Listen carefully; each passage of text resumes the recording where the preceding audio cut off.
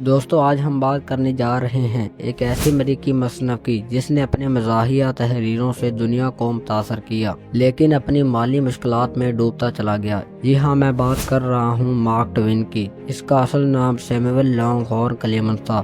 Mark Twain ایک بہت بڑے ادیب اور لکھاری تھے جنہوں نے نہ صرف امریکہ بلکہ پوری دنیا کے ادب میں ایک الگ مقام حاصل کیا، لیکن ان کی زندگی کا ایک پہلو جو اکثر نظر انداز ہوتا ہے وہ ہے ان کی مالی مشکلات۔ اس ویڈیو میں ہم ان کے ادبی سفر، کاروباری ناکامیوں اور دیوالیہ ہونے تک کی کہانی بیان کریں گے۔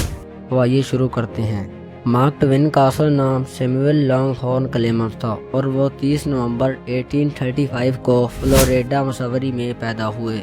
وہ ایک غریب خاندان میں پیدا ہوئے اور زندگی کی مشکلات کا سامنا بہت کم عمری میں ہی کرنا شروع کر دیا تھا۔ ان کے والد کا انتقال تب ہوا جب وہ صرف 11 سال کے تھے، جس کی وجہ سے انہیں اپنی پڑھائی چھوڑ کر مختلف کام کرنے پڑے۔ مارک ٹوین نے اپنا کیریئر اپنے پرنٹر کے اپرینٹس کے طور پر شروع کیا، لیکن جلد ہی ان کی توجہ لکھنے کی طرف ہوئی۔ وہ اخباروں میں کام کرنے لگے اور پھر لکھنے کا شوق پیدا ہوا۔ ان کی پہلی مشہور کہانی دی سیلیبریٹڈ 1865 کو کیلوریج کنٹری کے جمپنگ فراگ میں مشہور ہوئی۔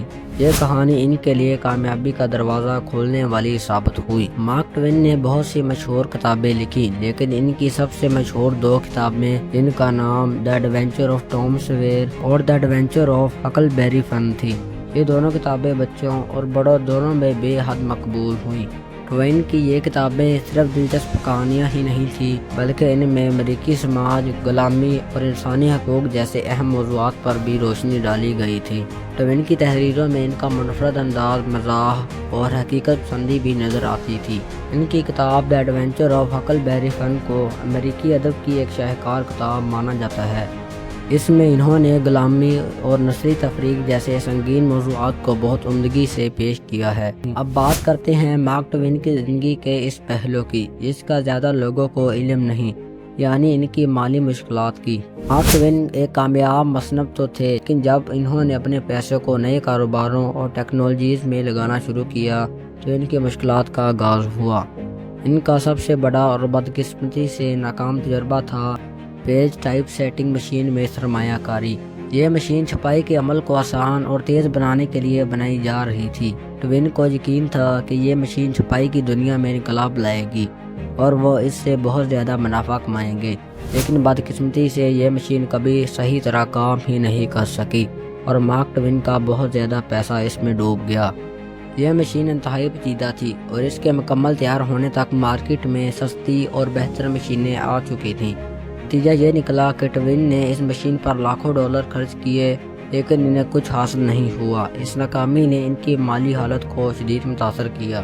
مارک ٹوین کی مالی مشکلات یہاں تک ختم نہیں ہوئی۔ انہوں نے ایک پبلشنگ کمپنی بھی شروع کی تھی جس کا نام Charles L Webster and company تھا۔ یہ کمپنی شروع کے دنوں میں کامیاب رہی، خاص طور پر اس وقت جب اس نے USA کے سابق صدر یولیسس ایس گرانٹ کی بائیوگرافی پبلش کی، لیکن اس کے بعد کمپنی کے حالات خراب ہونے لگے۔ کمپنی نے مارک ٹوین کی دیگر کتابیں بھی پبلش کی، لیکن وہ بھی اتنی کامیاب نہیں ہو سکی۔ اس کاروباری ناکامی نے ان کی مالی مشکلات میں مزید اضافہ کیا اور انہیں بہت بڑا قرض لینا پڑا۔ مارک ٹوین کی مالی حالت اتنی خراب ہو چکی تھی کہ انہیں 1894 میں انہیں دیوالیہ ہونا پڑا۔ یہ ان کے لیے ایک بہت بڑا دھچکا تھا، لیکن وہ ہمت ہارنے والے انسان نہیں تھے۔ انہوں نے اپنے قرضوں کو واپس کرنے کے لیے دنیا بھر کا سفر کیا اور لیکچر دیے۔ ان کے لیکچرز میں ان کی مزاحیہ اور کہانی سنانے کی صلاحیت نے لوگوں کو بہت متاثر کیا۔ ان کے لیکچرز بہت کامیاب رہے اور وہ آہستہ آہستہ اپنے قرضے واپس کرنے میں کامیاب ہو گئے،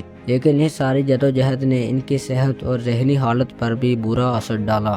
مارک ٹوین کی زندگی میں صرف مالی مشکلات ہی نہیں تھی بلکہ ذاتی صدمات بھی تھے۔ ان کی بیوی اولیویا اور 3 بچوں میں سے 2 کا انتقال ہو گیا۔ ان کی بچوں کی موت نے ان کی زندگی میں ایک گہری افسردگی پیدا کر دی۔ اس ذاتی غم نے ان کی تحریروں پر بھی اثر ڈالا۔ اس کی بعد کی تحریریں زیادہ سنجیدہ اور افسردہ ہو گئیں، خاص طور پر ان کی کتاب دی مسٹیریس اسٹرینجر میں انہوں نے انسانی فطرت اور خدا پر سوالات اٹھائے ہیں۔ मार्क ट्वेन का इंतकाल 21 अप्रैल 1910 को हुआ और वो अपनी ज़िंदगी के आखिरी सालों में माली मुश्किलात और ज़ाती दुखों का सामना करते रहे, लेकिन इनकी अदबी खिदमात ने इन्हें हमेशा के लिए अमर कर दिया।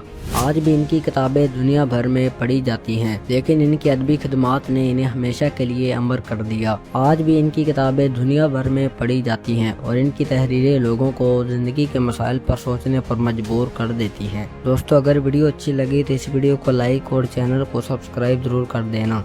ऐसे ही मज़ीद वीडियो देखने के लिए हमारे साथ जुड़े रहिएगा। मिलते हैं नेक्स्ट वीडियो में, तब तक के लिए अल्लाह हाफिज़।